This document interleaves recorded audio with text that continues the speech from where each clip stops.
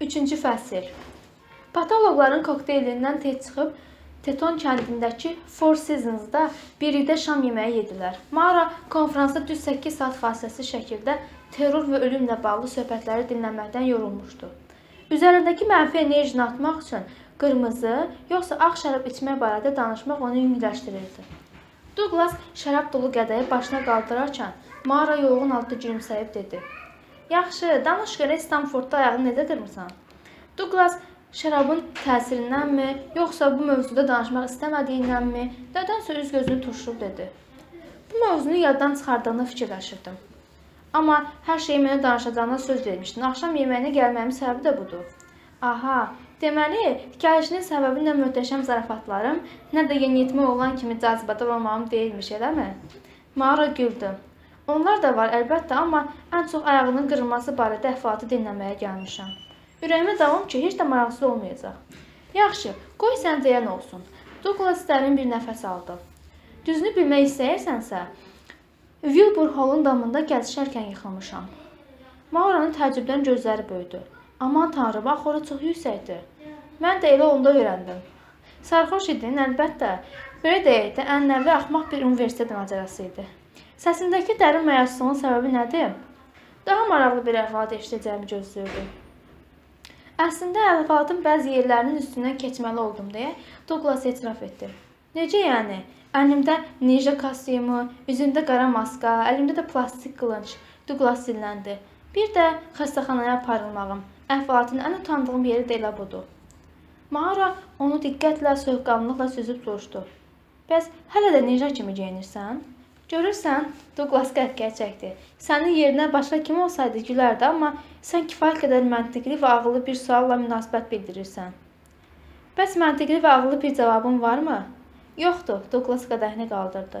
Bunu da içək məktəbdəki bütün axmaq macəraların şərəfinə. Onları unutmayaq və heç vaxt utanmayaq. Mara qədəhdən bir neçə udum aldıqdan sonra onu yerə qoydu. Douglas sözlərinə davam etdi. Mən o vaxt universitetə alışmağa çalışan axmaq bir uşaq idim. Şənliklərdən çıxmırdım və gec yatırdım. Amma sən universitetə elə meyil salmışdın ki, gələcəkdə kim olacağını bilirdin. Sən çox nizamlı yaşayırdın. Mən isə əksinə.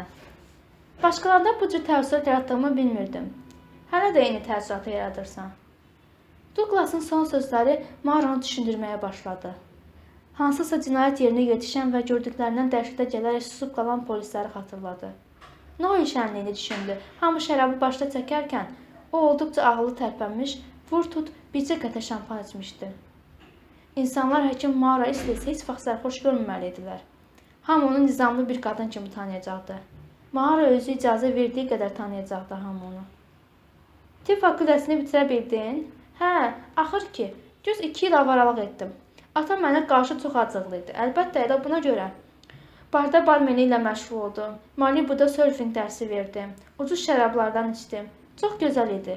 Douglas güldü. Yəqin sən heç vaxt belə şeylər etməzdin, Mara. Hə, etməzdim. Mara şərabdan bir udum da aldı. Ən azından o vaxtlar. Douglas qaşlarını çatdı. Bu o deməkdir ki, indi eləyərsən. İnsanlar dəyişir, Douglas. Haqlısan. Heç vaxt patoloq olub özümü bir xəstəxana binasından məhkum edəcəyim ağlıma da gəlməzdi. Bu necə oldu? Hər şeyə son qoyub həkimliyə başlamağı necə bacardın? Bu vaxt ofisiant əsas yeməkləri gətirdi və onlar istər-istəməz söhbətlərinə ara verməli oldular. Mara qızarmış ördək əti, Douglas isə quzu kotleti sifariş etmişdi. Ofisiant işini bitirib getdikdən sonra Douglas Mara'nın bayaqkı sualını cavablandırdı. Hər şey oradan başladı ki, mən evləndim. Mara onun bağlarındakı evlilik yüzüğünü görməmişdi. Odur ki, bu eşitdiklərinə təəccüblü gəldi. Douglas'a çaşqınlıqla baxmağa başladı. Amma Douglas ona deyil, digər masada əyləşmiş və yanlarında 2 balaca qız uşağı olan cütlüyə baxırdı. Lap əvvəldən bir-birimizə uyğun gəlmirdik. Douglas danışmağa davam etdi. Bir şənlikdə tanış olmuşduq. Gözəl, sarışın qadın idi. Mavi gözləri, uzun ayaqları var idi. Tibb fakültəsində oxuduğunu eşitmişdi. Bağlı bir həkimin arvadı olmaq arzusuymuş. Mən xəstəxanada işləyərkən həftə sonlarını evdə tək keçirəcəyini düşünməmişdi. Mən patologiyanı bitirəndə o artıq başqasını tapmışdı. Douglas qarşısına qoyulan quzu kotletini kəsib bir anlıq dayandı və yenidən dedi. Amma Grace mənimlə qaldı. Grace kimdir? Qızımdır. İndi onun 13 yaşı var. Elə anası qədər gözəldir. Bircə arzum var ki, anasından daha ağıllı olsun. Keçmiş həyat yoldaşın indi hardadır? Bir bankirlə evlənib. Londonda yaşayırlar və ildə 2 dəfə bizə zəng vursa sevinirik. Douglas əlindəki çəngəl bıçağı yerə qoyub əlavə etdi. Mənim bütün əhvalatım bundan ibarətdir. Artıq bir qızım, ev kredilərindən borcum və San Diego Qazilər Tibb Mərkəzində işim var. Bundan artıq nə istəyə bilərəm ki? Xoşbəxtsənmi? Douglas çiyinlərini çəkib dilləndi. Stanfordda damlarda gəzib ninjalıq edərkən xəyalimdə canlandırdığım həyat əlbəttə bu deyildi. Amma gilələnmirəm də, həyatın öz axarı, qanunları var. İnsan ona uyğunlaşmalıdır. Sonra Mauraya baxıb gülümsədi. Sənin isə bəxtin gətirib, istədiyin həyatı yaşayırsan. Patolog olmaq istəyirdin, oldun. Ailə qurmağı da çox istəyirdim, amma evliliyim alınmadı. Douglas diqqətlə ona baxdı. Hazırda həyatında bir kişinin olmadığına inanmaq çox çətindir. Maura çəngəlin ucu ilə boş qabındakı ördək tikələrini oynadaraq dedi. Əslində görüşdüyüm biri var. Douglas maraqla gözlərini qadına zillədi. Danış görək. Uzağa bir ildir görüşürük. Niyyəti ciddidir. Orasını dəqiq bilmirəm. Maura Douglasın baxışları altında əzildiyini hiss edib diqqətini yeməyə yönəltdi. Araya bir müddət sükut çökdü. Douglas bu dəfə sualı başqa cür qoydu. Sənə ailə qurmağı təklif edəcək qədər ciddi bildimi? Xeyr. Niyə? Çünki onun vəziyyəti buna uyğun deyil. Douglas arxaya yaslandı. Təəccübləndiyi hiss olunurdu. Sənin kimi ağıllı bir qadının evli adama vurula biləcəyi heç ağlıma da gəlməzdi. Maura niyəsə onun yanlışını düzəltmədi. Daniel Brophy həqiqətən də evli kimi idi, amma bir qadınla yox, kilsə ilə. Axı kilsədən daha qısqanc, təvəkkar həyat yoldaşı tapmaq mümkündürmü? Daniel hansısa bir qadınla evli olsaydı, Maura onu çoxdan, həm də asanlıqla əldə edərdi. Deməli, düşündüyün qədər də ağıllı deyiləm, gənc qadın yavaşca dedi. Douglas çaşqınlıqla güldü. Deməli, səni o qədər də yaxşı tanımırammış. Görünür, Stanfordda ikən gözümdən qaçıb. Sənin içində başqa bir Maura da var imiş. O əvvəllər idi. Əslində insanın ilkin xarakteri heç vaxt dəyişmir. Amma sən dəyişmirsən. Xeyr, sənə elə gəlir. Bu sinədə hələ də çimərlik xəstəsinin qəlbi döyünür. Tibb isə sadəcə sənətimdir, Maura. O mənim xərclərimi ödəyir. Hə, bir də tanıdır. Mən nəyəm səncə? Stanforddakı Mauranın eynisisən, bacarıqlısan, peşəkarsan, səhv edə biləcək bir insan deyilsən. Kaş bu dediklərini doğru olaydı, səhv etmək istəməzdim. Hesab edirsən ki, görüşdüyün gənc olan da bir xətadır. Bunu qəbul etməyə hazır deyiləm. Peşmansan? Douglasın bu sualı Mauranı susturdu. Bunun səbəbi cavabını bilməməsi deyildi. Xoşbəxt olmadığını bildirdi, bəli. Danielin hər gəlişi onun üçün toy bayram idi, amma mətbəx masasında təkcə oturub çox şərab içdiyi gecələr də olurdu. Əsəblə dolu gecələr. Ana, bilmirəm, dedi Maura. Amma mən heç nədən peşman deyiləm. Evliliyindən də, hətta ondan da, hər saf addımın belə bizə nəsə öyrətdiyinə inanıram. Ona görə də səhv etməkdən qorxmamalıyıq. Mən bir işə balıq kimi baş vurmağı sevirəm və bəzən özümü qaynar suda görürəm. Amma sonda hər şey hansısa şəkildə yenidən qaydasına düşür. Yəni, həyatın axışına güvənirsən. Hə, gecələri də mışıl-mışıl yatıram. Dərdsiz, qayğısız, şübhələrsiz. Həyat bunların hamısını yaşamaq üçün çox qısadır. Bizə qalan zövq almalıdır. Bu vaxt ofisiyant boşqabları götürməyə gəldi. Maura yeməyinin yarısını yemişdi. De gəl, Douglas öz qabındakıları süpürmüşdü. Kuzu kotletini böyük bir əvəzlə yeyib qutarmışdı. O bu dəfə cheesecake və qəhvə sifariş etdi. Maura isə çoban yasığı çay istəməklə kifayətləndi. Yeni sifarişlər masanın üstünə gələndə Douglas cheesecake-i ortaya itələdi. Al, götür, dedi. Bilirəm ki, az da olsa ürəyin çəkər. Maura gülərək çəngəlini götürdü. İri bir parçanı qoparıb yedi. Məni yoldan çıxarırsan. Hamımız ehtiyatlı davransaq, onda həyat cansıxıcı olar. Cheesecake-ə gəlincə isə o kiçik bir günahdır.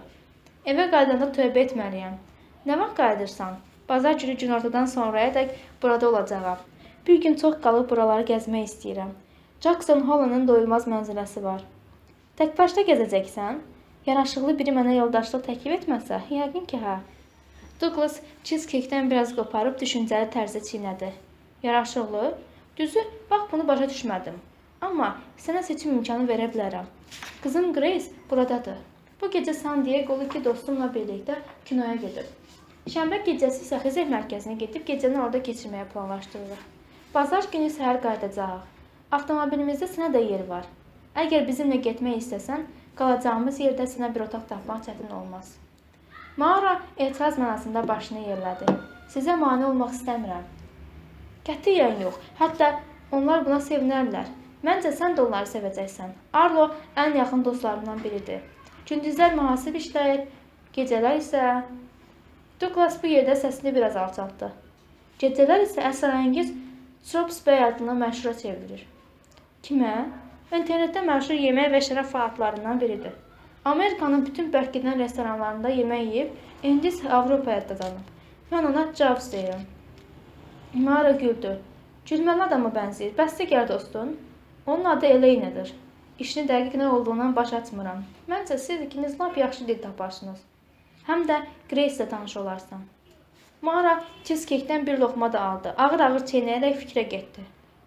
Evlənmə təklif etmirəm ki, deyə Doug zarafat etdi. Bu qədər uzun düşünmək nəyə lazımdır? Ən çoxu bir gecəlik səyahətdir.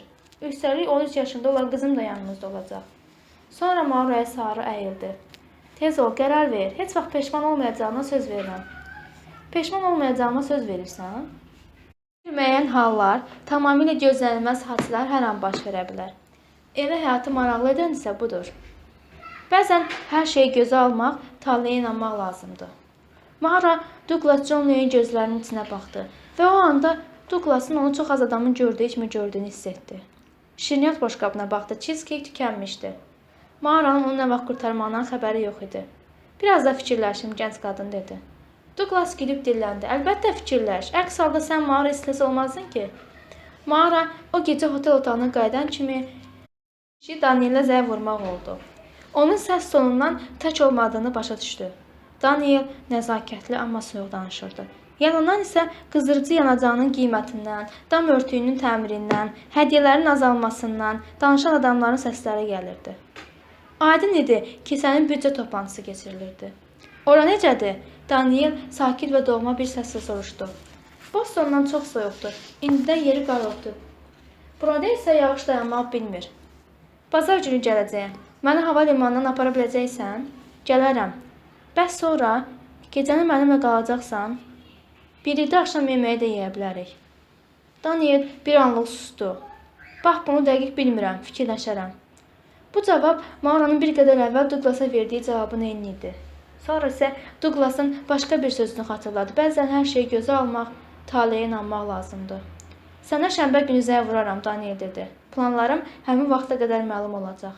Yaxşı, mənimlə danışa bilməsən, nigaran qalma. Telefonum söndürülmüş ola bilər. Onda sonra danışarıq. Daniel telefonu söndürəndə səni sevirəm demədi. Sakitcə sağollaşdı. Maura bu dəfə düşünmədən hotel telefonunu qaldırıb operatora yığdı. Xahiş edirəm, məni Douglas Johnley'nin otağına bağlayın. Douglas dəstəni yalnız 4-cü çağırışda açdı. Alo? Mənəm, Maura dedi.